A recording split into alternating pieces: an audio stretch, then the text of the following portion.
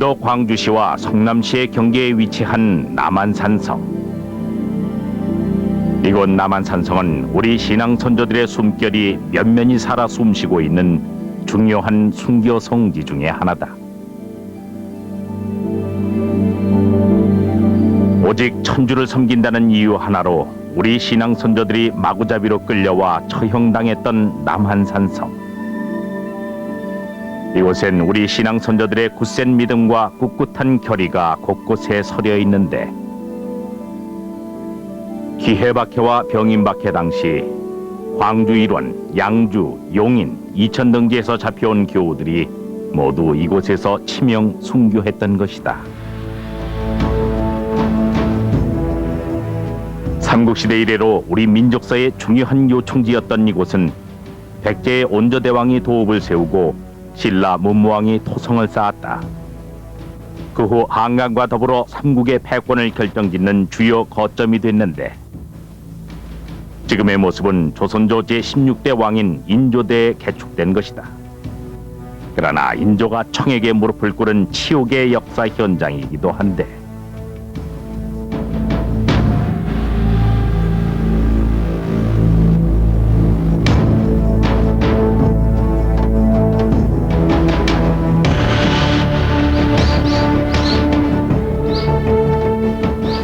이곳 남한산성은 왕의 피신처이며 군사요새지가 됐을 뿐 아니라 외적의 침입을 대비한 군사들의 훈련 장소이기도 했다.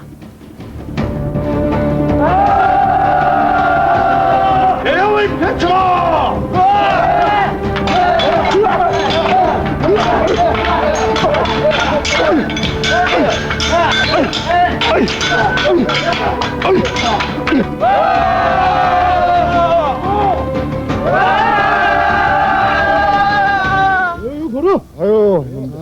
그러나 병자호란 이후 이곳 남한산성은 피비린내 나는 처형터로 변하고 말았는데, 자, 가자, 가.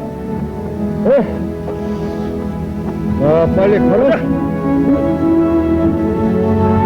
이런 미친 놈을 봤네. 어허, 이 놈이 아직도 정신을 못 차려.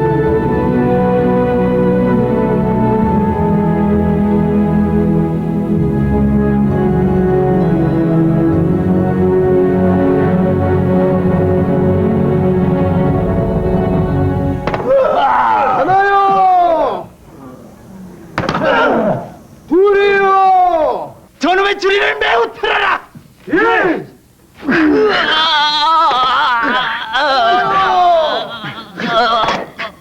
우리요! 예! 계시오!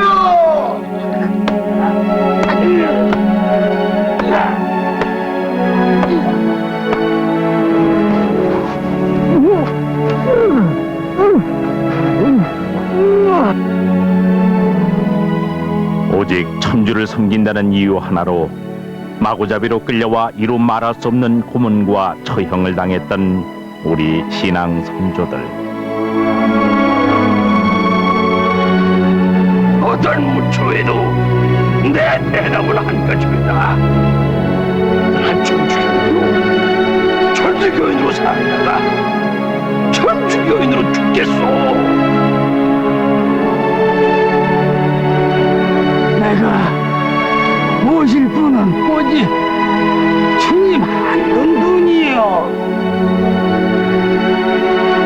천주를 믿는 사람은 참신을 당한다 하나 천주를 매번할 수 없소이다. 끝내 배교를 거부했던 신앙 선조들의 목은 형장의 이슬로 사라지고,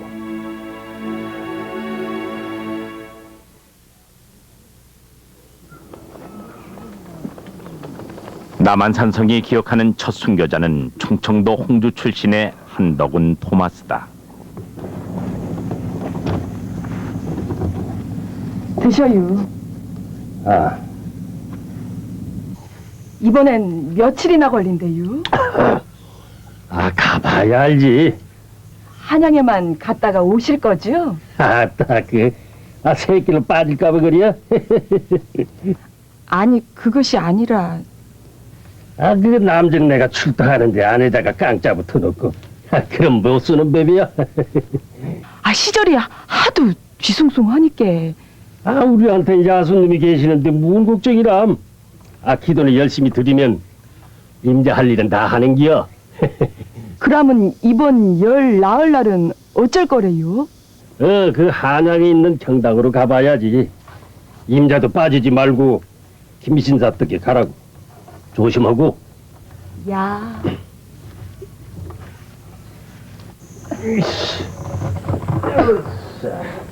자, 나 갔다 온세. 조심해서 댕겨 오셔요. 예, 그래.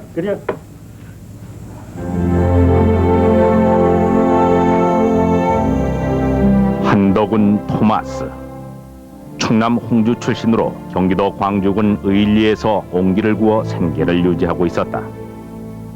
그는 시내 박해 때 조상의 신주를 모시지 않았다 하여 처형된 윤지충에게 교리를 외워 영세를 받은 천주교 신자였다. 그런데 시내 박해가 일어난 지 10년 후 어린 순조 임금을 대신하여 섭정을 하게 된 정순왕후는 1801년 천주교 금지령을 내린다. 이 금지령은 인륜을 파괴하는 천주교야말로 사교임에 분명하기에 뿌리를 뽑아야 한다는 것이다. 이에 따라 포도청에선 천주교 신자들을 색출하기에 혈안이 됐고 교우들은 어느 곳에서든 포졸들의 눈을 피해야 했다.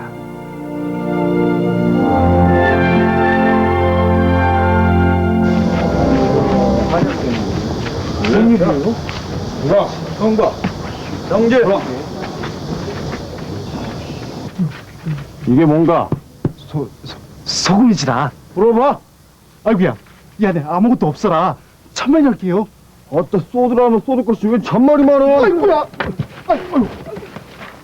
아이고. 미안해. 아무것도 없어라. 아이고, 안녕하십니까요? 자네 또 왔나? 아이고, 이 김지사님 댁에서 해가 지기 전까지 들어오라고 그러셔갖고 말이지요. 네. 어서 가보게나. 아이고, 그럼 내일 모레 나올 때 또 뵙겠습니다요. 조심해서 가게나. 상주하고 공개상 참수에 요청할게.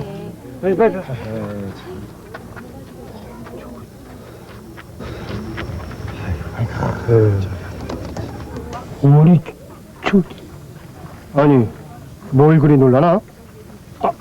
자네도 천주학쟁이가? 아니요, 소희는 그저 지난번에 많은 양반님들이 참수를 당했는데도 지금도 저런 역적 양반들이 있어가지고는. 역적? 역적이라고 말하는 자네 얼굴 보고 내 충고 한마디 함세.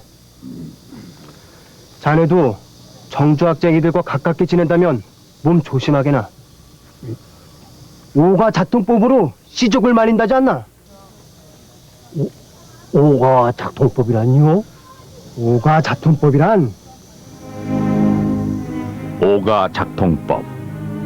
원래는 강도와 절도의 방지를 위해 연대 책임을 묻는 법령이었으나 정순왕후 섭정 당시엔 천주교 신자들을 색출하기 위해 시행됐다. 그러니까 한 가구에라도 천주교 신자가 있을 경우 5가구 모두 처벌을 받는다는 것이다. 아까운 인물들이야. 이승훈, 홍교만, 홍낭민, 최필곤, 최필현. 아까운 인물들이고 말고. 홍낭민? 윤지충에게 교리를 배울 당시 한덕우는 홍낭민을 본 적이 있었다. 그래서 홍낭민의 집을 찾는데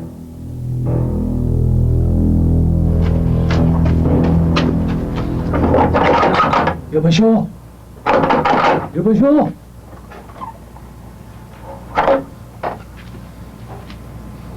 뭔 일이요? 저 이거 서방님께 긴히 드릴 말씀이 있는. 어디서 누구요? 예, 전 10여 년 전에 윤지충 진사하려는 게. 들어오시오. 그래, 틀림없이 아버님이셨나? 틀림이 없었나? 예, 어떤 종일이 지나치다가 아까운 인물들이라며 돌아가신 대감님들의 조남을 거론하는데 홍대감님 조남이 들리지 뭡니까? 그래, 이대로 가만히 있을 수만은 없다는 생각이 들었습니다요.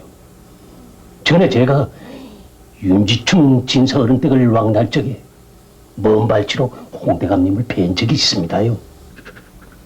아버님.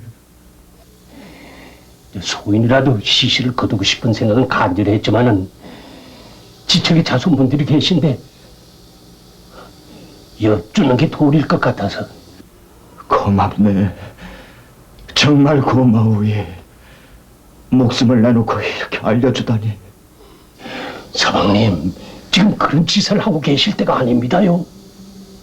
날이 밝기 전에 시시를 거두셔야죠. 알겠네. 그럼 자네도 도와주겠나? 아, 그러십시오. 몰래 매장할 장소도 제가 알고 있습니다요. 고맙네. 정말 고마우예. 우연히 홍랑민의 시신이 서서문 밖에 버려진 것을 알게 된 한덕우는 그 길로 그의 아들 홍재양을 찾아가 이 사실을 알린다. 홍랑민은 가성직 제도로 이승훈에 의해 신부로 임명됐는데 책농 사건에 연루되어 참수당했다. 책농 사건이란 천주교 금지령이 내리자 정약종이 성소와 성물이 들어있는 책농을 안전한 곳으로 옮기려다 발각된 사건이다. 이 사건으로 이승훈을 위시하여 정약종, 홍교만, 최필공, 최창현 그리고 홍랑민 등 천주교 신자 4대부들이 대거 참수됐다.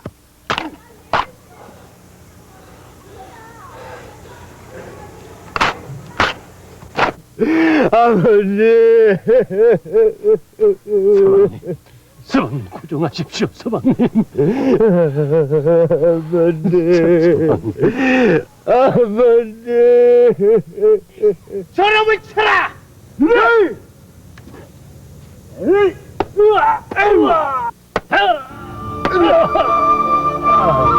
이제 천주를 믿지 않겠느냐? 에이, 차! 신유년 11월 결국 한덕훈은 체포되어 형장의 이슬로 사라지고 말았다. 한덕훈 토마스, 남한산성이 기억하는 최초의 순교자다.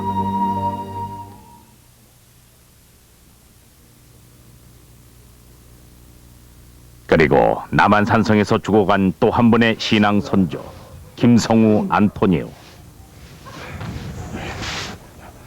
대문 단속은 잘 하였느냐? 예, 손님들 올 시간이 다 됐구나. 서둘러야겠어. 예, 알겠습니다. 자, 다들 서둘러라. 그 손님들 시간이 다 됐다. 오참 그 방 안에 감전삽을 드려야겠다. 신부님 것도 올릴까요? 그래라. 해령하겠습니다. 일찍이 유방제 신부에게 영세를 받은 김성우는 원래 경기도 구산에 살고 있었다. 그러나 당시 서울 근교에서 포교 활동을 하고 있던 모방 신부 등 외국 신부님과 선교사들을 돕기 위해 고향집을 동생들에게 맡긴 채 아예 서울로 이사를 했다. 그는 서울 집안에 경당을 짓고 신자들을 불러 모아 포교 활동을 했던 것이다.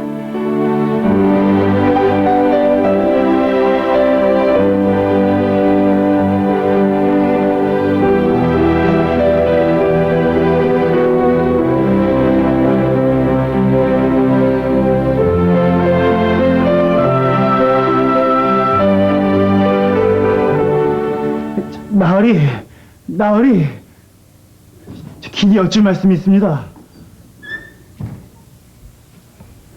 무슨 일이냐? 저 구산에서 전갈이. 구산에서? 예, 막내 서방님이랑 작은 서방님께서 보청에 아이고, 일전에 석방되었다지 않았느냐? 다시 잡혀서 남한산성 옥에 갇혔다 하옵니다. 뭐라 해, 나으리.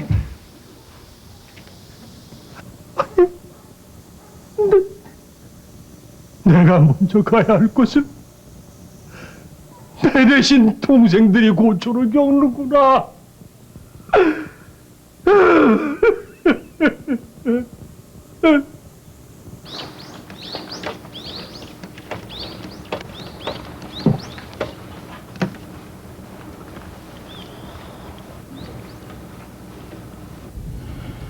남녀 소주 형제네 이내 말씀 들어보소 영녀 같은 이 세상에 초록같이 쓰러지니 동해 없이 죽었으니 지옥이라 그만들 하시구려. 그 단단히 미쳐버렸다니까 그.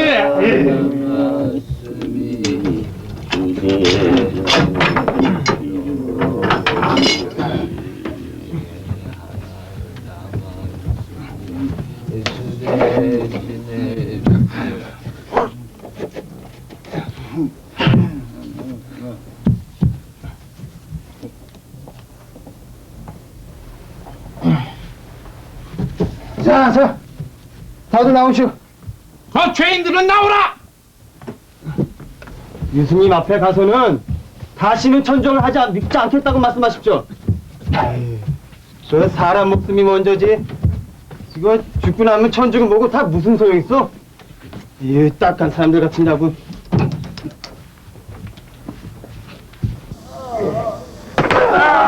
하나요! 둘이요! 셋이요! 멈춰라! 예! 그래, 지금이라도 마음을 바꾸겠느냐? 천주를 모른다 한마디만 하면 하늘 아래 아비 없는 자식이 있는 것을 봤소이까? 어찌 하늘에 천주님이 계신 것을 알고서도 어찌 모른다 하겠소? 허허, 너희들이야말로 진정 임금도 없고 애비도 없는 무례배가 아니더냐? 세상 사람들이 말하듯 천주교는 임금도 없고 애비도 없으며 금수와 같은 이적 행위를 하는 것이 아니오. 천주학의 진리는 지상의 것이 아니라 천상의 것이오. 땅 위의 모든 진리는 변할 수 있어도 천상의 진리는 영원히 변치 않는 참다운 진리인 것이오. 허허, 임금을 거스르는 종죄를 짓고도 전혀 개전의 적이 보이질 않는구나. 여봐라! 네! 너희들에게 진리를 들고 배운다! 네! 하나요! 둘이요! 셋이요! 김성우의 맏동생 김덕심이 갖은 문초를 당하는 사이 서울 김성우의 집에서는 이리 오너라! 이리 오너라! 이리 오너라! 이리 오너라! 이리 오너라! 이리 오너라! 신부님과 마님은 모두 무사히 피신했으리었다. 예, 이미 구산으로 향하셨을 겁니다. 가자. 대문을 열어주어라. 나으리. 이자를 포박하라! 예! 나으리. 나으리.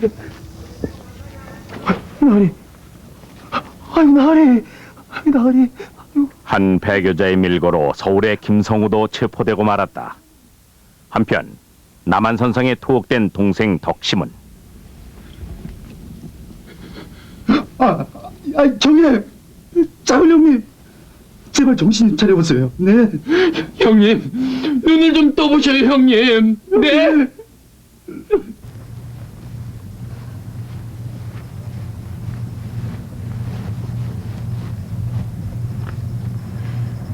조심해서 다녀오거라. 어린 네가 고생이 많고. 전 괜찮아요. 어머니, 이제 들어가세요. 걸음 재촉하느라고 넘어지지 말고. 네, 어머님이 애써 쑤어주신 죽인데 넘어져서 길가에 쏟으면 안 되죠.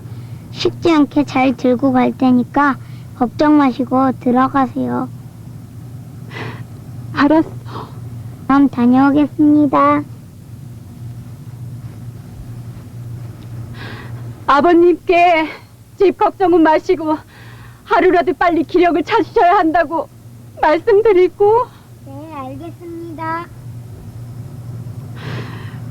우리 차의 정성을 생각해서라도 기력을 찾으셔야 할 텐데.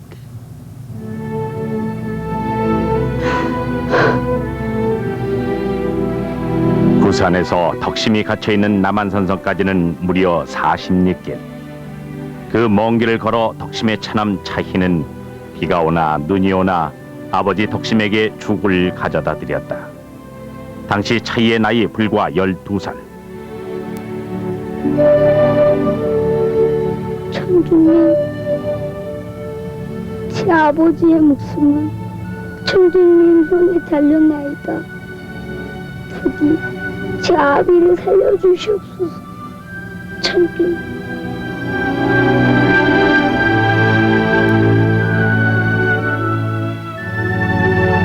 어린 차희의 지극한 정성에도 불구하고 모진 고문에 덕심의 몸은 쇠약해져만 갔다.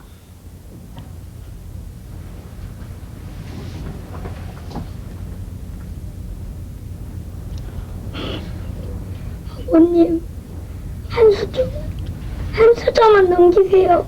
네? 제 정성을 생각해서라도.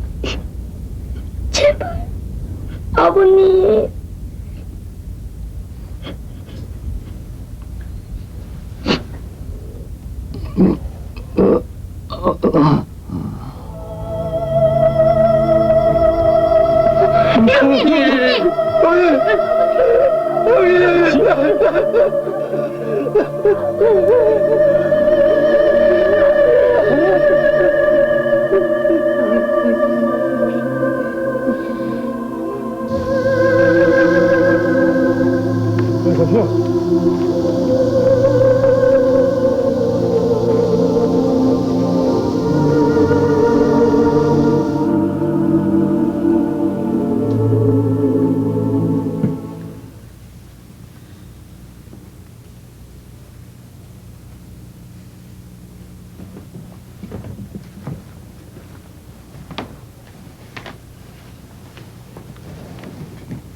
들었소?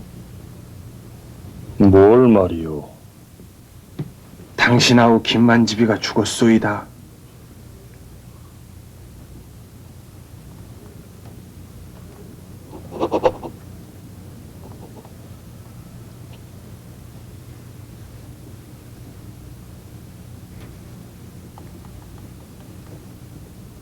성부와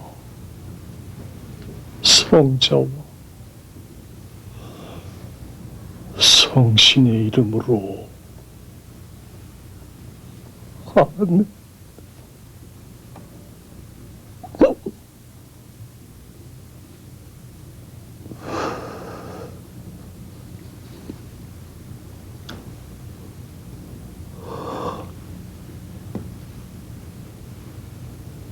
치명자의 열정이여, 아름답다.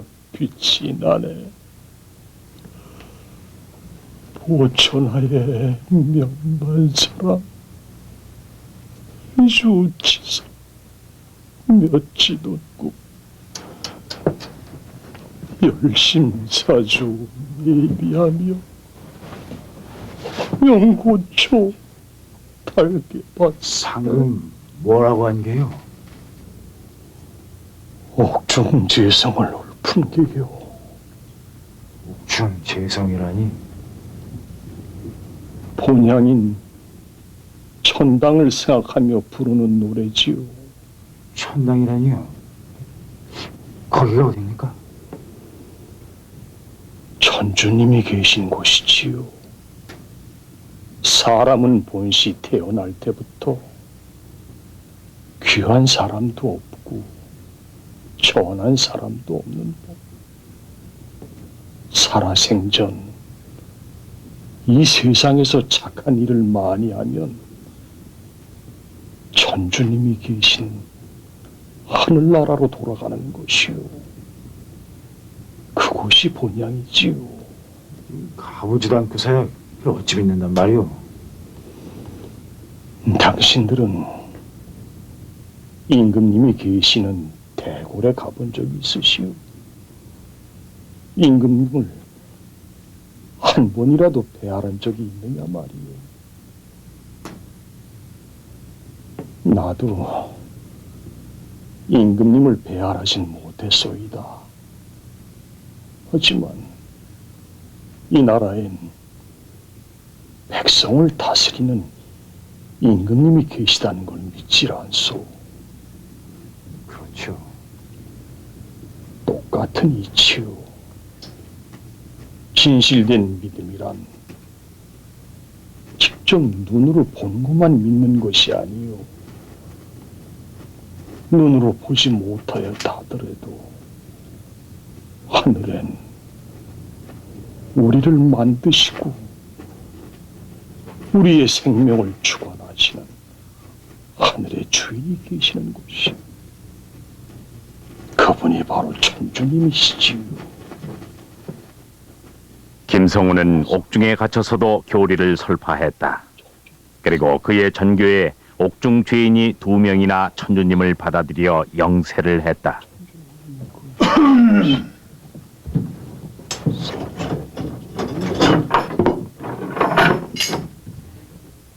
죄인 김성우는 나와라. 문초가 있을 것이다.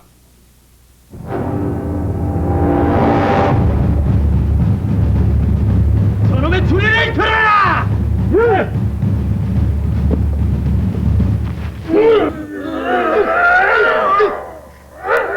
그래, 이러고도 계속 천주를 믿겠느냐? 어떤 문초에도 내 대답은 한 가지다. 난 천주교인이요. 천주교인으로 살다가 천주교인으로 죽겠소. 이런 고얀 것 같으리라고! 여봐라! 예. 죄인의 주리를 매우 들어라! 예.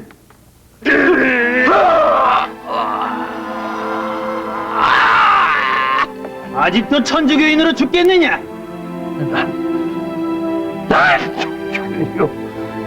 천주교인으로 살다가 에이, 여봐라! 예. 죄인의 주리를 매우 들어라! 예. 남한산성 옥터에서 극심한 문초를 당한 김성우는 악질 죄인으로 지목되어 의금부로 넘겨졌으나 그의 나이 47세로 선종하고 말았다.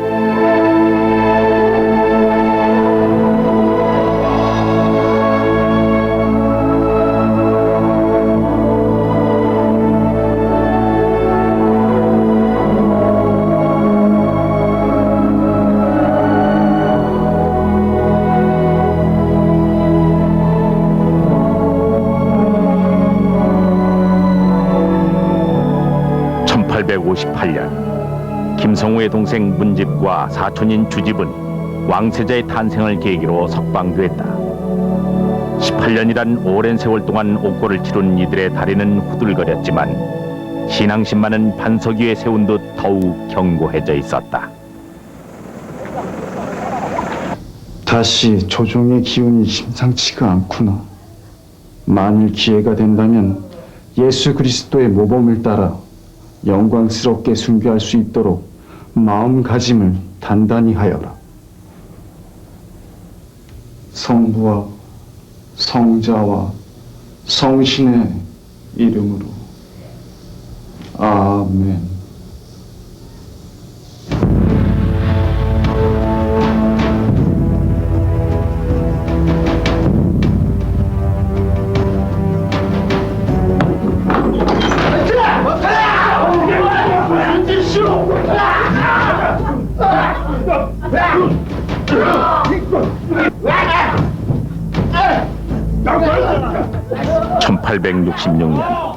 다시 천주교 금지령이 내려지고 천주교 박해사 중 가장 많은 순교자를 낸 병인 박해가 시작됐다.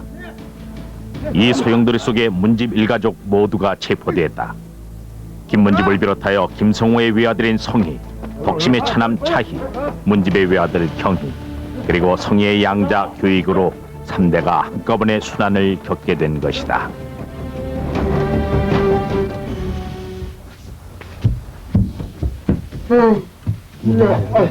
왔나? 아유.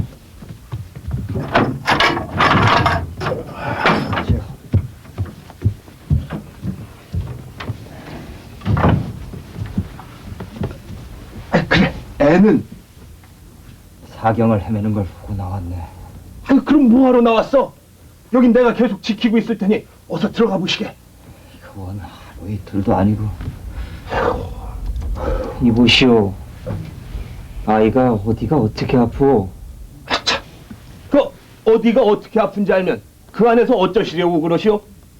내가 침을 좀 놓을 줄 아는데 도움이 된다면 기꺼이 도우리다. 침? 참말이요? 아니 정말 침을 놓을 줄 안단 말이요? 아이가 사경을 헤맨다면 장담은 할 수는 없지만 한번 보기라도 한다면. 아유, 그러고 보니까 그 구산에서 침술로 유명한 내가 바로 그 침쟁이야. 아이고 이거 나으리 우리 아들 좀 살려주십시오. 예, 이거 나으리. 내 미력한 힘이라도 도와주고 싶으나 처지가 이 모양이니.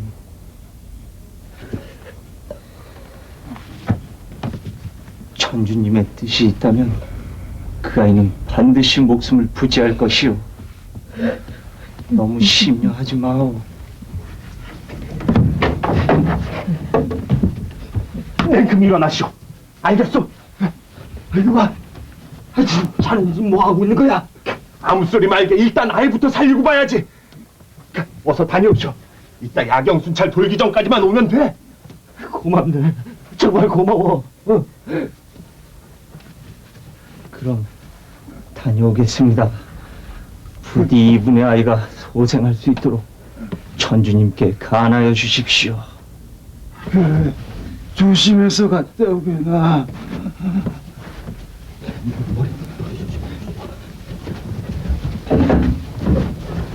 성부와 성자와 성신의 이름으로 아멘.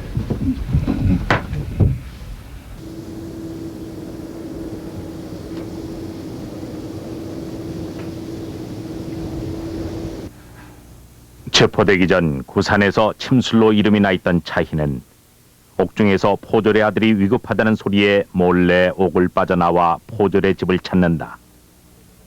그리고 정성을 다해 포졸의 아들을 치료하는데 아가야.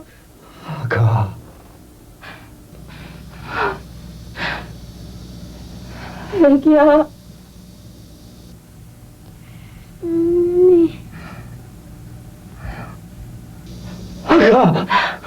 안 됩니다. 아직 침을 놓은 자리엔 손을 대어서는 안 됩니다.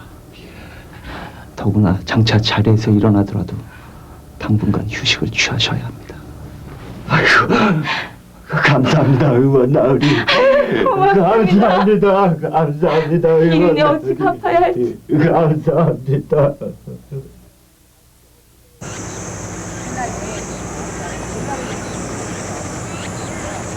자, 아직도 천주학을 믿겠느냐?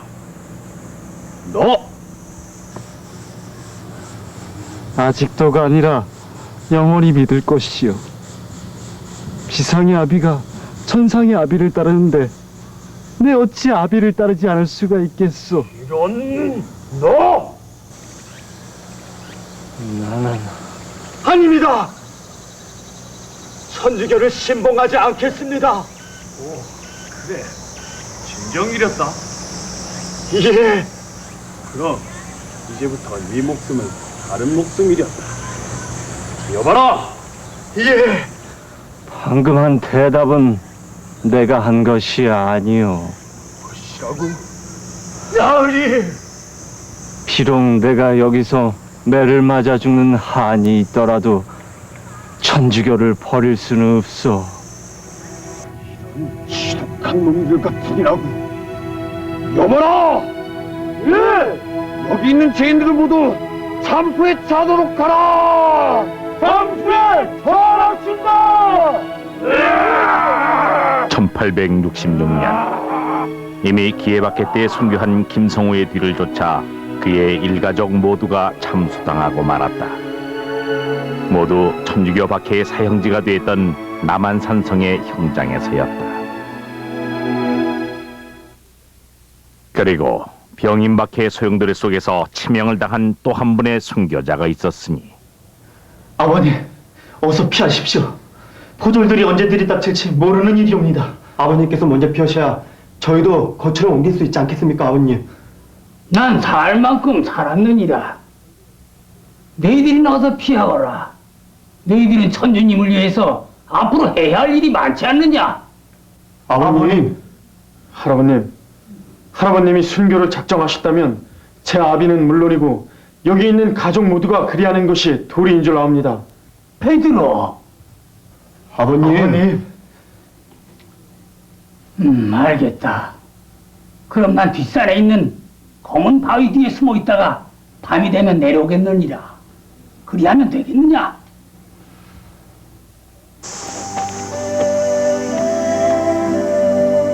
남한산성에서 멀지 않은 곳에 위치한 단천리. 이곳은 신유박해가 일어나기 전부터 이미 교촌을 이루고 있었다. 병임박해의 혹독한 바람이 휘몰아치자 보졸들은 신자들을 붙잡기 위해 서슬퍼런 칼날을 휘둘렀다. 당시 63세의 노인이었던 정은은 자식들의 송화로 보졸들을 피해 날이 밝으면 뒷산의 검은 바위로 올라갔다. 검은 바위에서 하루 종일 기도 생활을 했던 정은.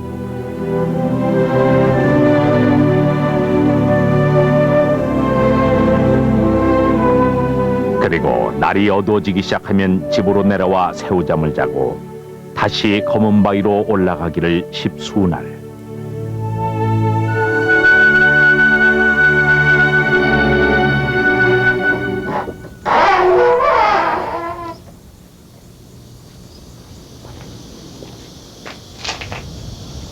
나오시죠.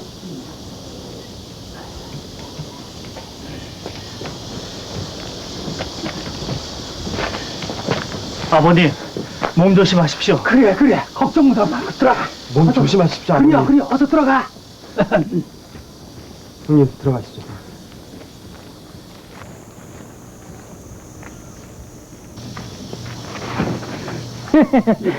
내 이럴 줄 알았지. 미꾸라지처럼 새벽이면 빠져나가 밤이면 돌아온다는 걸 모를 줄 알고? 갑시다. 주님이 나를 부르시는데 아니 가고 어쩌겠어. 할아버님! 이건 또 뭐야? 아니 네가 여기를 어떻게? 그 할애비 걱정 말고 어서 가거라. 아닙니다. 나도 잡아가시오. 나도 천주교 신자요. 뭐라고? 베드로. 그렇소.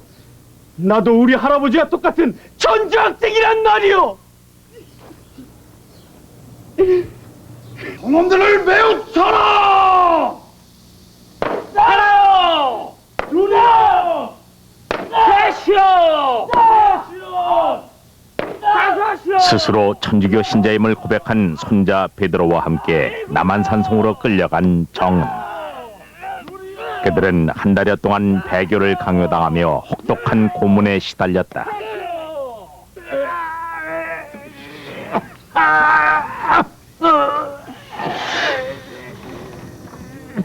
수십 대에 이르는 곤장과 조리를 틀리는 모진 고문에 정신을 잃기를 수십 번. 이제 마지막 기회를 주겠다. 천준지, 신진지 그놈을 모른다 한마디만 하면 잇몸 벌써 한갑이 지났소이다. 내가 살면은 얼마나 더 살겠어. 더욱더 안 될 말은 만왕의 왕을 배반을 하라니 이건 죽으라는 말씀과도 같소이다. 내가 섬길 분은 오직 주님 한 분뿐이요. 저런 천하의 역적 같은 이라고. 여봐라! 예! 저놈을 당장 백지사에 처하렵다! 예! 나도 백지사에 처해 주시오. 나도 천주님을 버릴 순 없소. 그러니 할아버님과 똑같은 형벌을 받겠소이다. 베드로, 어서 명을 내리시오. 천주님을 대신해서 받는 형벌이라면 어떤 것도 두렵지 않소이다. 이런 괘씸한 놈들 같으니라고! 여봐라! 저들을 당장 백지사에 처하렸다! 네!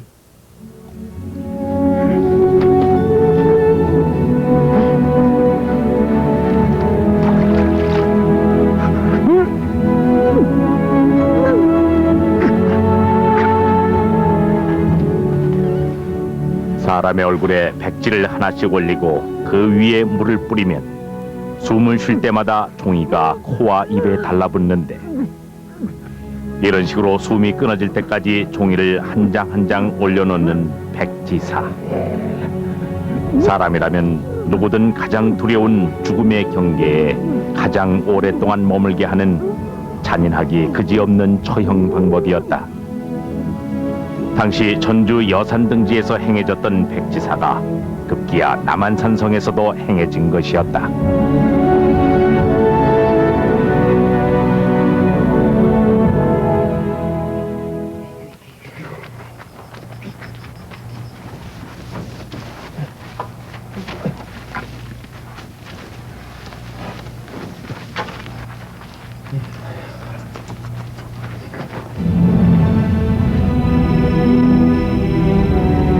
기해박해와 병인박해를 통해 남한산성에서 처형된 신자 수는 350여 명. 박해 때마다 시구문은 시신들로 즐비했고, 당연히 피비린내와 함께 시신 썩는 냄새가 진동했었다. 병자호란 이후 천주교 박해 시대를 거치며 더 큰 피를 흘리게 했던 남한산성. 그 피의 흔적을 그대로 품은 채 참혹한 순교의 현장으로 남아있는 것이다.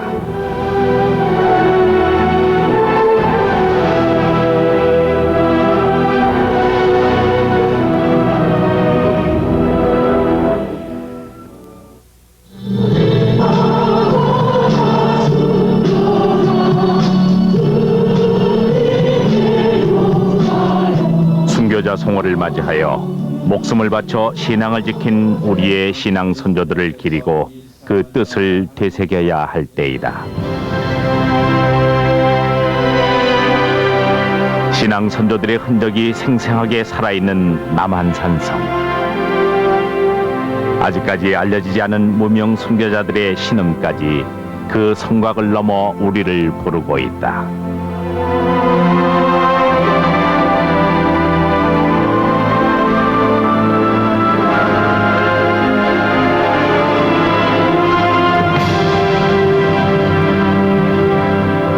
중요한 천주교 순교 성지인 이곳 남한산성에서 이제 신앙 선조들의 흔적을 찾는 일은 우리의 몫이다.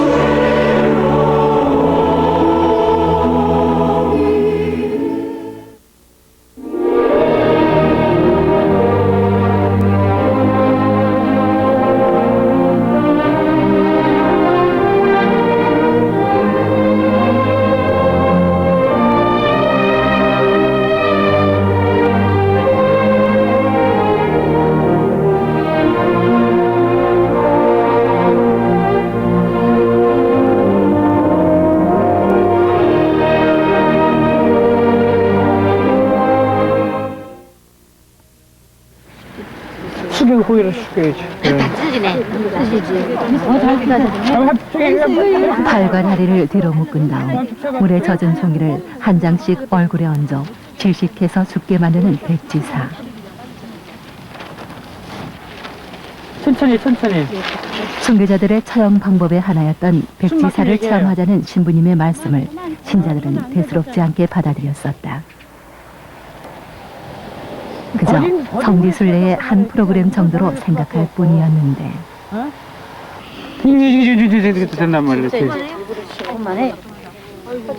하지만 막상 체험을 시작하자마자 신자들의 예상은 빗나갔고 점점 심상치 않은 표정으로 변해갔다. 이러면서 그냥 얼굴에 한 겹 한 겹 종이를 얹자 체험자들이 가쁘게 숨을 내쉬기 시작했다. 한겨울의 차가운 바람으로 얼음장같이 돼버린 종이는 신자들의 입과 코를 들이막고 숨을 조이고 있었다.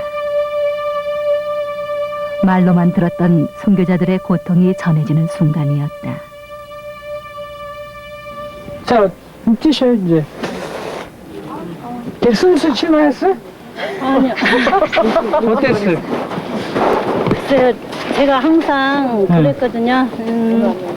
나는 항상 순교한다고 마음의 준비를 항상 하고 다녔는데 2장 붙이니까 숨이 막 막혀오더라고요. 근데 과연 나도 그때같이 이렇게 순교하면서 아무 반항 없이 할 수 있을까 하는 생각을 했어요. 제가 그 성인들을 생각을 했어요.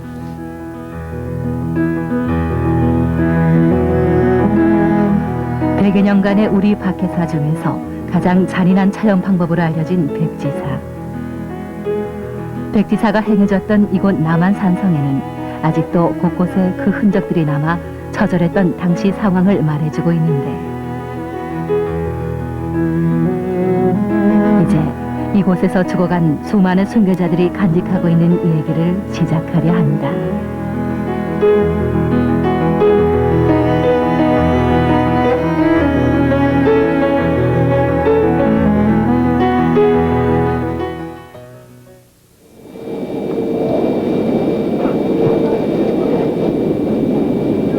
경기도 광주군 중부면 산성리, 남한산에 자리 잡고 있는 남한산성은 사적 제57호로 북한 산성과 함께 도성 서울을 지키던 남부의 산성이다.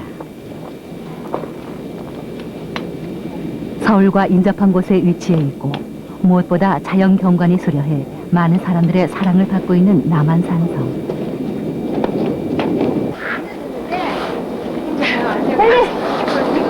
위험 있는 옛 성터에 소복기 쌓인 노는 아름다운 이곳만의 겨울 정취를 느끼게 한다.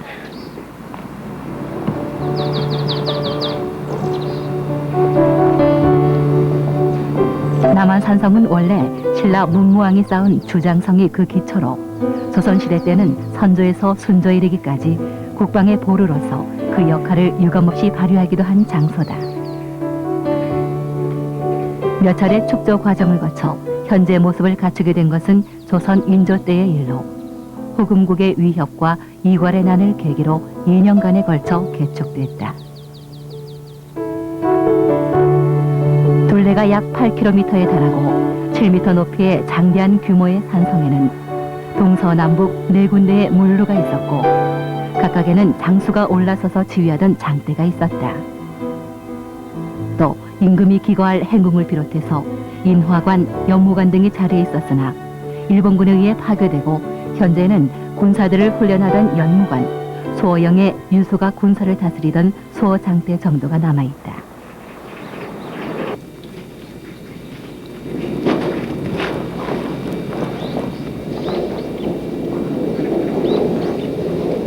수백 년의 역사를 가진 문화유산으로서뿐만 아니라 남한산성은 성내 건물이나 그 형태 자체가 매우 아름답다. 하지만 그 이면에는 우리 민족의 뼈아픈 사연이 서려 있는 곳이기도 하다. 1636년 청나라의 침입으로 한양이 위태롭게 되자 인조는 세자와 백관들을 대동하고 이곳 산성으로 피난해 청일 대군에 맞서 항거를 시작했다. 그러나 강화가 함락되고 양식이 부족하여 결국 인조는 세자와 함께 성문을 열고 삼전도에 나가 머리를 조아리게 되고 남한산성은 씻을 수 없는 치욕의 역사를 간직하게 됐다. 그 후 200여 년이 지나 이곳에서 다시 천주교 신자들의 처형이 이루어지면서 남한산성의 슬픈 역사는 계속되어집니다. 남한산성 성지는 어쩌면 한국의 순교자들의 그 모습을 대표할 수 있다. 그리고 여기는 초기 박해 때부터 해서 병인년 대박해, 그 이후까지 해서 처음부터 끝까지 박해가 끊임없이 이루어졌던 곳입니다.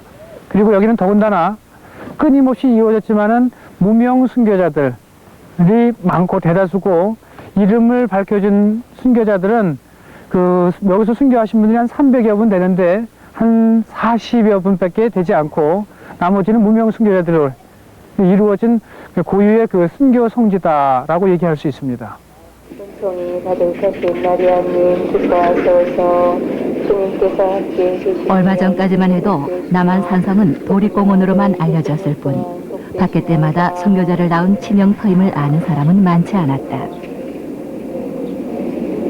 하지만 최근 성당 부지를 확보하고 전담 사제가 파견되면서 성지로서의 면모를 갖추게 됐다. 이곳에 와서 미사를 봉헌하는 것은 바로 이곳과 연관이 있는 순교자들이 계시기 때문에 그러지 않는가 생각이 듭니다.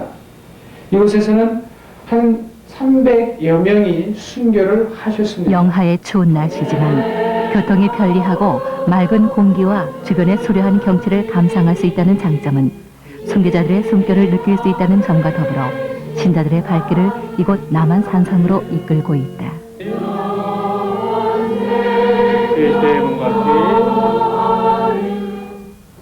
보시는 바와 같이 이곳은 동문입니다.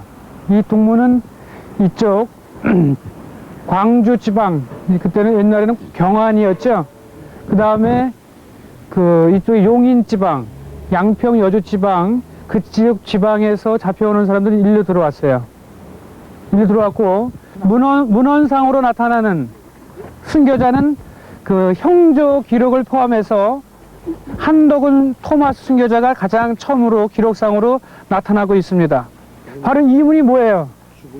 죽음의 문이에요. 죽음의 문. 당시 순교자들이 그랬던 것처럼 이곳 동문에서 순례를 시작하기로 했다. 여기서부터 시작을 하는 이유는 바로 여기에 있습니다. 순례의 길의 첫 번째 여정에서 우리 순교자들이 그러했던 것처럼 이 문을 통과하면서 우리도 하느님을 위해서 죽을 각오를 하겠다.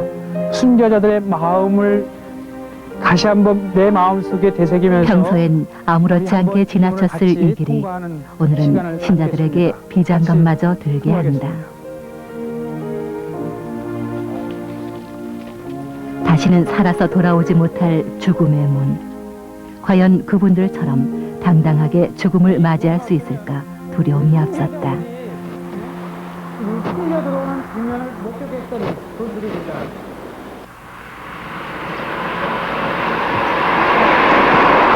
동문과 멀지 않은 곳에 또 하나의 처참했던 순교의 현장이 자리하고 있다. 당시엔 물이 흐르던 곳으로 소구문으로 불리웠으나 이곳으로 성 안의 시신이 버려지면서 시구문으로 불리게 됐다. 동문을 통해 성 안으로 들어온 신자들은 오랏줄에 묶여 혹독한 고문을 당하고 처형된 뒤 이 시구문을 통해 성 밖으로 내던져졌다. 어른 한 명이 통과하기도 힘든 이 작은 구멍으로 그 많은 순교자들의 시신이 버려진 것이다. 여기 사람들이 많이 다니던 길인데 순교자들의 시신을 갖다 버려가지고 사람들이 인적이 끊겼다라고 얘기를 합니다. 그래서 여러분들이 생각해 보셔요. 여러분들이 포즈를 들이자면 들고 나와가지고 뭐 좋은 시체라고 저 멀리 갖다 가차운 데다 버렸겠어요? 어떻게 했겠어? 그냥 갖다가 던져버렸죠. 그래서 여기 이제 구전되어 오는 거 보면은 여기서 썩는 물이 핏물이 흘러서 여기 밑에 들어간 광주원이라고 있어요. 광주원. 거기까지 흘렀다고 그래요. 그 핏물이. 너무나 많은 시신들이 널브러져 그대로 순교자들의 묘가 돼버린 이 시구문. 참혹했던 당시 이곳의 상황을 들은 신자들은 누가 먼저랄 것도 없이 기도를 바치기 시작했다.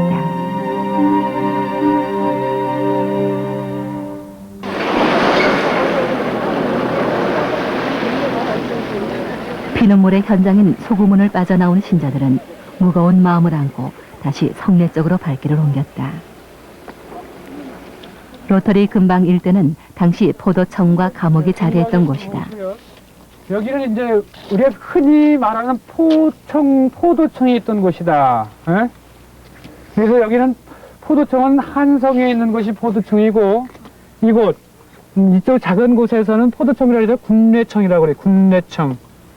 에? 그리고 바로 여기가 옥토라고 그러는데 정확하게 경기도 일대에서 잡혀온 신자들을 고문하던 군례청의 정확한 위치는 현재로서는 알 수 없고 추측할 뿐이다.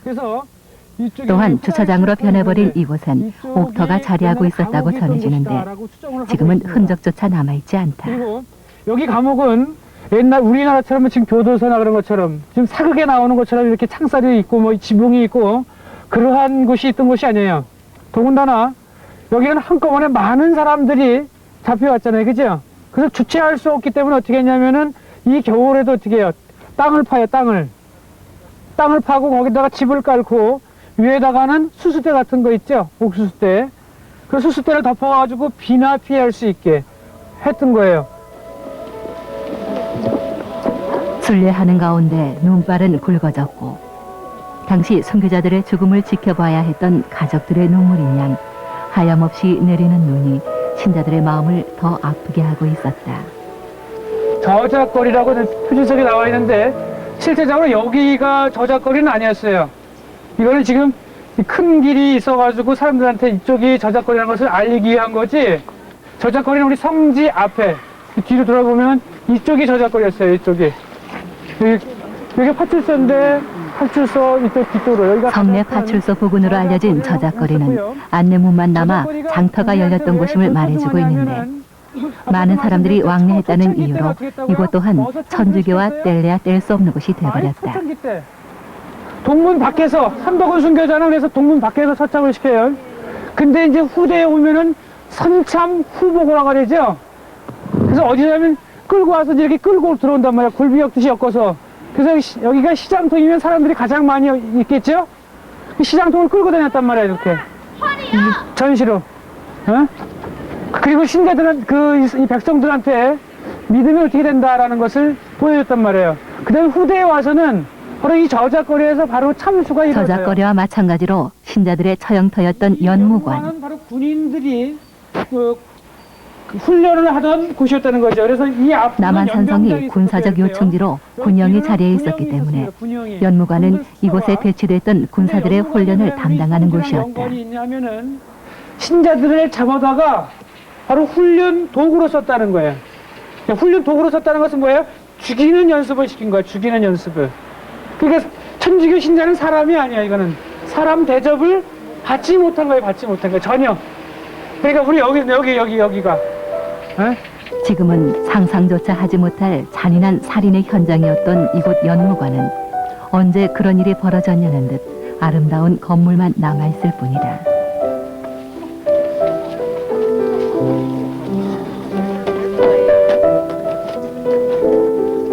연무관의 순례를 마칠 무렵 신부님이 백지사 체험을 제안했다. 그게 있어야 돼, 그게. 그 백지사가 어떠한 것인가만 잠깐 해보겠습니다. 제부 동자합니까? 그 끔찍했던 사실이 그저 순교사의 한 기록으로만 받아들여질 수도 있지만 직접 체험을 한 당사자들에겐 당시 순교자들의 고통을 잠시나마 느낄 수 있는 그런 시간이었다. 그분의 힘 드셨구나.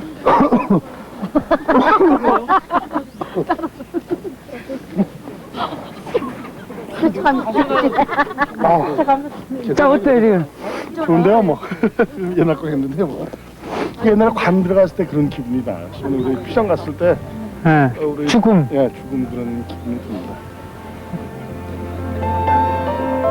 영하의 찬바람과 눈 속을 헤치면서 시작한 남한산성에서의 순례. 어느덧 마지막 도착지인 남문에 이르렀다. 소복하게 쌓인 눈처럼 뭔지 모를 뿌듯함이 순례자들의 마음에 전해지고 있었다. 아니야. 그리고 내 자신이 변화되지 않는다면 아무 소용이 없는 거예요. 그분들은 지금 하늘에서 얘기할 거예요. 그죠? 동문에서 시작해 이곳 남문까지 순교자의 자취를 따라온 순례의 길은 늘 이곳을 다니던 신자들에게조차 새롭게 다가왔다.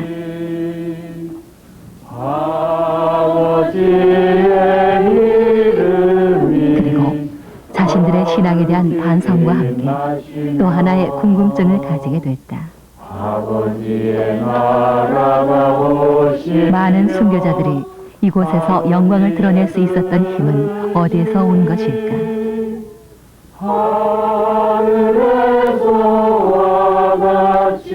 그것이 바로 순교자들의 마음에 채워졌던 신앙의 열정이 아니었을까? 오늘 저희에게 일용할 양식 드시고 순교하신 사람들 중에 그리고 이름이 밝혀진 사람들 중에 가장 중요하신 분은 지금 우리가 수원교구에서 시복시성을 추진하고 있는 단내 성지의 정은 바오로 순교자, 그 다음에 정 베드로 순교자 두 분을 들 수 있습니다. 왜냐하면 그분들은 여기서 많은 분들이 순교를 하셨지만은 여기서 다 썩어 없어지고 이름도 밝혀지지 않았고, 그러나 유독 단내 성지의 정은 바오로 순교자만큼은 후손들이 그 시신을 찾아서 그 단내에다가 그 고향에 모셨기에 아직도 지금 거기에 지금 성역화 작업을 하고 있고 묘지가 남아 있는 거죠. 영동고속도로에서 덕평 톨게이트를 빠져나와 이천 방향으로 시골 정취가 물씬 풍기는 길을 7km쯤 달리다 보면 산 밑에 아담하게 자리한 작은 마을이 그 모습을 드러낸다. 눈 덮인 마을 풍경이 그야말로 한 폭의 그림 같은 곳. 이천군 호범면 단천리 단내마을. 이곳은 병인박해 때 남한산성에서 백지사로 순교한 정은 바오로의 고향으로 초기 교회 때부터 신자들이 모여 살던 곳이다. 천주교와 깊은 인연을 맺고 있는 이곳 마을엔 아직도 정은 바오로 순교자의 후손들이 공동체를 이루며 살고 있다. 정은 바오로의 후손 중에 성직자만도 5명이나 되고 여기에 성소의 길을 걷고 있는 수도자까지 합하면 상당수에 이르는데, 이런 사실은 정은 순교자의 두터운 신앙이 아직까지도 이곳에 대대로 전해지고 있는 까닭이라 할 것이다.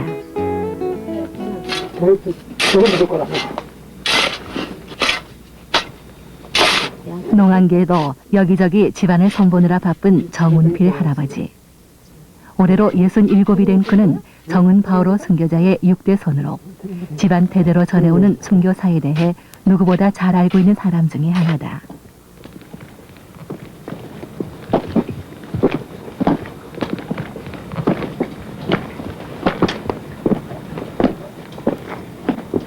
그냥 여기가 저기 옛날에 그러니까 할아버지 저한테는 6대죠. 할아버지가 되는 거지. 은 바오로 양반이 사실은 탄데 지금 현재 저기 그전에는 이게 이렇게 집이 저기 오막사의 집이 저기 했었는데 지금 이제 이게 산을 저기 하는 바람에 집이 이렇게 돼 있다고 이게 이제 그래서 옛날에 이제 이게 이제 저 안차가 있었고 행안차가 있었는데 정운필 할아버지의 안내로 찾아간 정은 바오로의 생가터는 당시의 모습과는 전혀 다르게 변해 있었는데,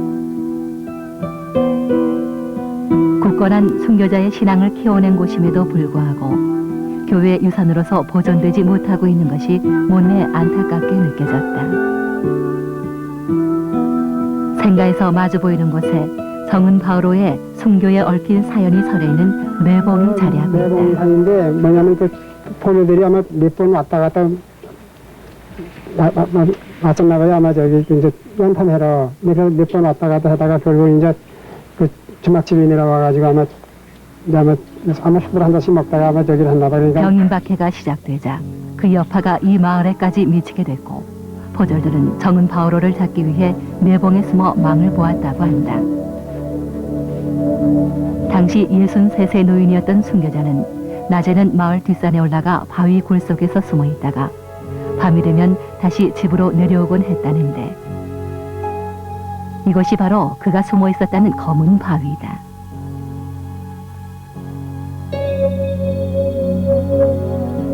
젊은 나이도 아니고 그것도 추운 겨울에 바위 굴 속에서 한나절을 보내기란 쉽지 않았을 것이다.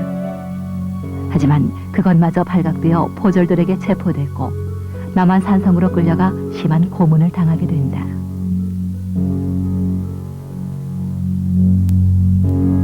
그곳에서도 순교자는 배교하라는 포졸들의 회유에 주님을 배반하라고 하는 것은 죽으라는 말과 다를 게 없다며 의연함을 보였다고 전해진다. 정은 순교자는 결국 백지사로 치명을 하고 가족들에 의해 시신이 이곳으로 모셔졌는데 1987년 수원교구가 인근 지역 순교자들을 기리기 위해 이천 성지개발위원회를 발족하면서 성지로서 본격적인 개발이 시작됐다. 마을 옆에 자리한 단내 성지가 바로 순교자의 유해가 모셔진 곳으로 후손들의 정성에 의해 만들어진 곳이니만큼 정운필 할아버지를 비롯한 후손들의 성지사랑도 남다르다. 행여 눈이라도 오는 날이면 성지로 달려가 눈을 치울 정도로 성지 가꾸는 일에 열성적인데 정은 바오로 순교자의 묘는 남한산성 시구문 밖에 버려진 시신들 틈에서 유해를 찾아내 이곳에 모셔진 당시의 모습과 다름없이 소박한 모습을 간직하고 있다. 또 그 옆으로는 순교자와 함께 끌려가 치명한 그의 증손자인 정베드로의 묘가 조성돼 있으나 시신을 찾지 못해 현재는 가묘가 남아있을 뿐이다. 성지에 오면 늘 선조의 묘 앞에서 기도를 드리는 정운필 할아버지. 그는 백지사의 고통을 참아내고 의연하게 죽음을 맞이한 두 분의 순교자가 후손들이 마련한 이곳에서 당신들이 지켜낸 열렬한 신앙으로 다시 마을을 보듬고 있을 것을 믿고 있다.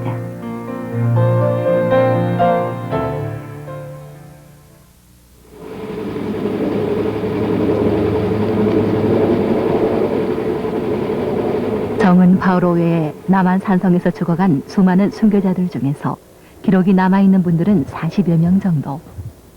그중 8명의 묘가 남한산성에서 멀지 않은 하남시 망월동 구산마을에 모셔져 있다. 이곳에 묻혀있는 순교자는 김문집과 김만집, 김성희 등 김성우 성인의 형제들과 그 인척들이 대부분이다. 1839년 기해박해의 회오리는 초기 교회부터 교우촌이 형성됐던 이곳 구산에도 몰아닥쳤고 김성우 성인과 그의 형제들은 남한산성으로 끌려가 1841년 순교할 때까지 곤장과 치도곤을 맞으며 고문을 당했다. 후에 김성우 성인은 서울로 압송 처형됐고 나머지는 남한산성에서 잠수를 당했다.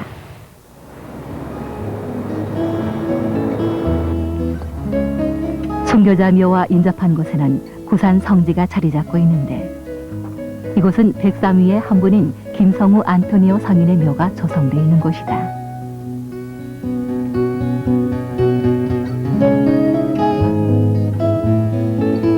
유복한 집안에 태어난 김성우 성인은 1830년 36세 비교적 늦은 나이에 천주교에 입교했다. 하지만 그의 신앙심은 누구보다 투철해 동생을 비롯한 가족들을 신앙인으로 이끈 것은 물론이고 이곳 구산마을을 교우촌으로 만드는 데 큰 역할을 했다.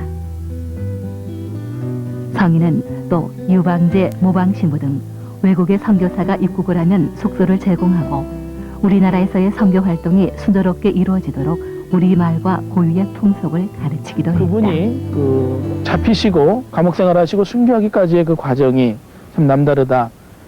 보통 2년의 그런 옥살이라면 상당히 긴 세월입니다. 그 생활 동안에 굽힘없이 자기 그런 신앙을 지켜나갔고 마지막에 배교할 것을 강요하는 그 형리에게 나는 천주교인이요. 살아도 천주교인으로 살고 죽어도 천주교인으로 죽을 따름이요. 라는 그 훌륭한 말씀을 남겨주시면서 신앙을 지켜나갔고 순교하셨습니다.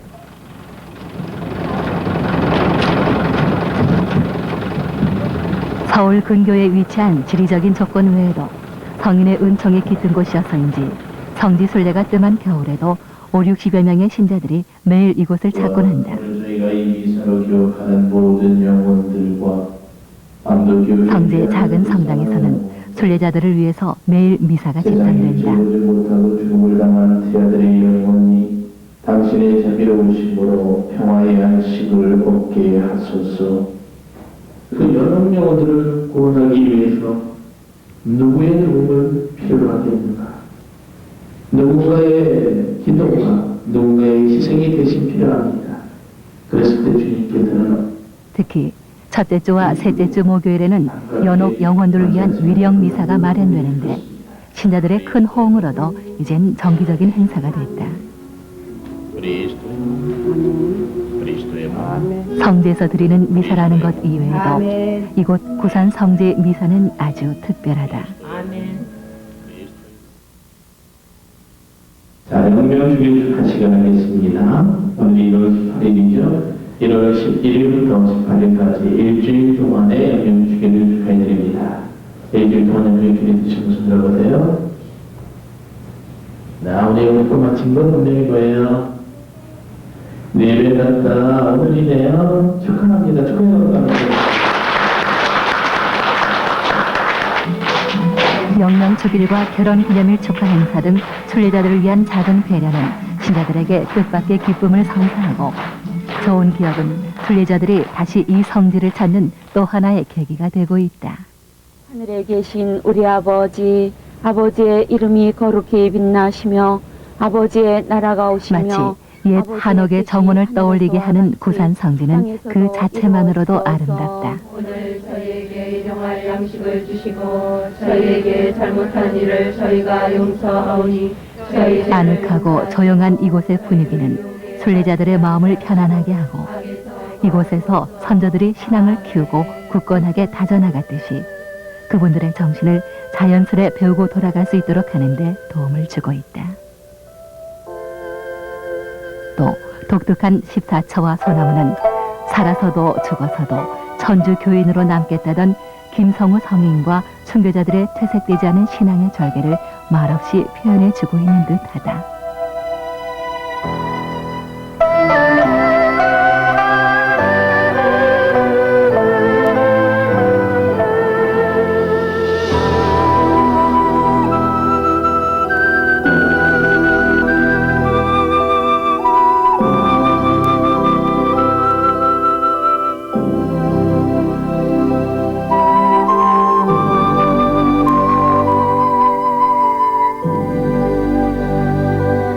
구산 성지는 다른 성지와 특별히 다른 점은 이곳이 순교지는 아니었는데도 불구하고 순교자들과 순교 성인을 함께 모시고 있는 성지고 또 이곳에서 그분들이 나시고 자라시고 신앙을 받아들이고 또 신앙 공동체를 형성하셨던 곳이라는 점, 그리고 나중에 순교 후에 다시 이곳에 오셔서 묻히신 곳, 여러 성지를 다녀봤어도 나시고 자라시고 아니면 잡히신 곳이라든가 묻히신 곳 이런 것들이 다 따로따로 분단되어 있는데 이곳 구산성지처럼 일치하는 곳은 그렇지 흔치 않았습니다. 그래서 특별히 뜻 있는 성지를 할 수 있고 또 이곳이 피 흘림의 그런 고통스러움의 순교지는 아니었기 때문에 이곳이 평화로움의 그런 성지로서 거듭나고 있는 것이 아닌가 여겨집니다.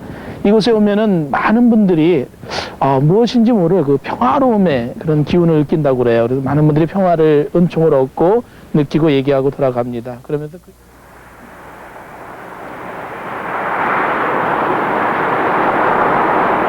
성지가 자리한 구산 마을은 마을을 둘러싼 뒷산이 거북의 형상과 닮았다고 해서 구산이라 이름 붙여졌다고 하는데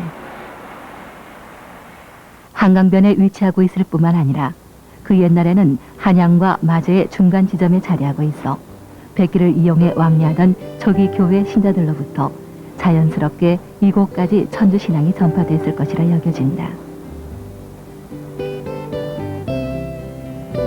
일찍이 천주신앙을 받아들인 이곳은 오랜 박해의 모진 풍파 속에서도 교우촌의 형태를 잃지 않고 보존하고 있어 교회 사적으로도 큰 의미를 지니고 있다. 한국 전쟁 때는 많은 사제들이 이곳에 피신해 있기도 했다. 인홍 현상으로 주민들이 줄어들기는 했지만 성당을 중심으로 이루어진 신앙 공동체의 모습은 현재도 변함없이 계속해서 이어지고 있다. 주사를 5가만 쓰기는 장난이 놓고 그러던데. 그 당시에 뭐예요? 그때서 가끔씩 만남을 갖는 후손들의 모임은 늘 성인과 순교한 선조들의 얘기로 시작된다. 살아도 천주교인으로 살고 죽어도 천주교인으로 죽겠다. 그런 말씀이 그게 상당히 참 그 신앙이 얼마나 구동가고 이렇게 지고 또 거기서 감방에서 전교를 했었다는 거예요. 전교를 해가지고 두 사람을 영세 입교 시켰다는 거.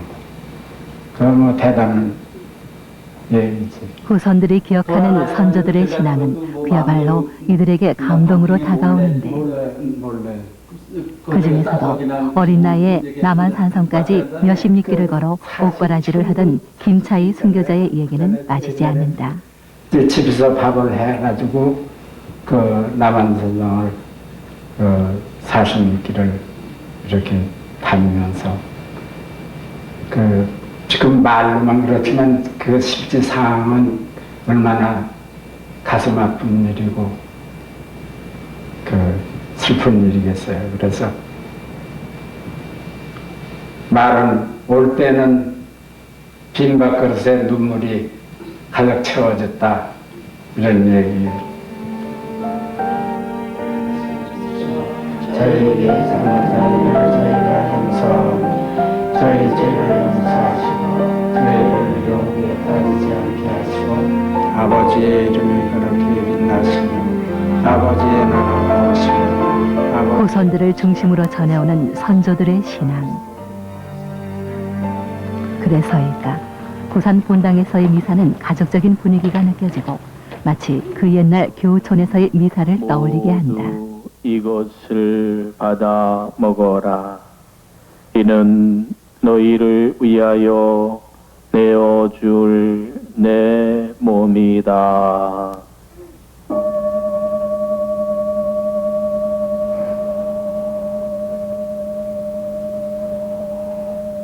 미사 외에도 고산에선 200여 년간 신자들을 통해 이어온 신앙 공동체의 모습이 곳곳에서 눈에 띄는데 그것은 김성우 성인과 그 형제 가족들이 이곳 고산에 남긴 신앙의 토양이 얼마나 컸었는지 짐작케 하는 것이기도 하다.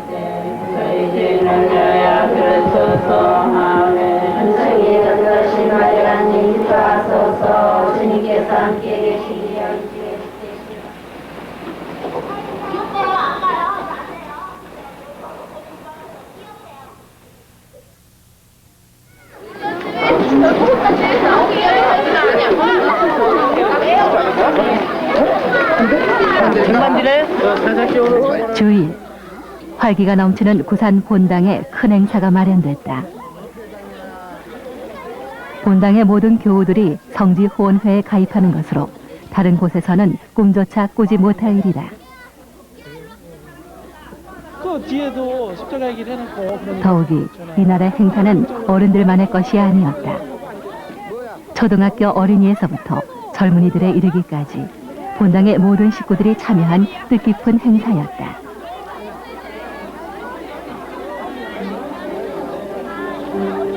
순교자의 후손으로서 거룩한 땅에서 살고 있는 우리들에게 선조들의 신앙이 가득한 성지를 가꾸고 후원하는 일은 어쩌면 당연한 일이 아닐까.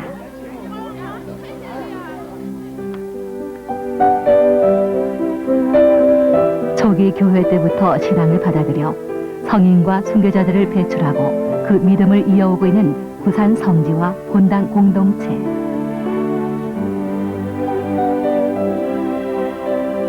역시 초기 신앙이 현재까지 계속되고 있는 단내 성지.